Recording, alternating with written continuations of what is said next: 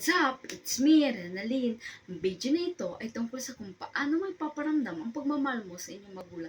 Dapat habang nandito pa sila sa mundo, iparamdam natin sa kanila na araw-araw mahal natin sila. Pahalagaan natin sila dahil sila yung dahilan bakit tayo nandito sa mundo. Tama ba? Karamihan kasi sa mga napapansin ko, hindi ko naman nila lahat ha. Kapag hindi nabigyan ng mga magulang nila yung gusto nila, nagagalit na agad sila at nagtatampo. Yung iba pa nga dyan, sinasagot-sagot pa nila magulang nila, lalo na kapag tayo pinagsasabihan na. Pero yung iba, kapag sinasabihan, sila pa yung galit, hindi naman kasi dapat ganon. Dahil ang mga magulang natin ay kapakanan lang lagi natin ang kanilang inaalala. Sobrang swerte natin kapag may mga magulang tayong ayaw tayong mapunta sa panganib, di ba? Mabuti nga tayo, meron tayong sila, yung iba dyan. Nangungulila sila sa kanilang mga magulang. Kaya dapat, kapag tayo pinagsabihan, makinig tayo lagi. Kasi yung pagkikinig natin sa kanila, doon pa lang mararamdaman na nila na mahal natin sila. Ako yung batang pasaway din, hindi nakikinig, nagagalit kapag hindi nabibili yung gusto, maarte sa ulam. Sinasagot-sagot ko pa yung magulang ko dati kapag hindi ako pinayagan gumala.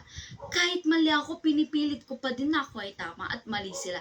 Pero dumating yung araw at panahon na nagbago ako, na-realize kong tama naman pala sila at mali ako. Lahat pala ng sinasabi nila sa akin, para sa akin lang din. Kaya nagpapasalamat ako sa kanila.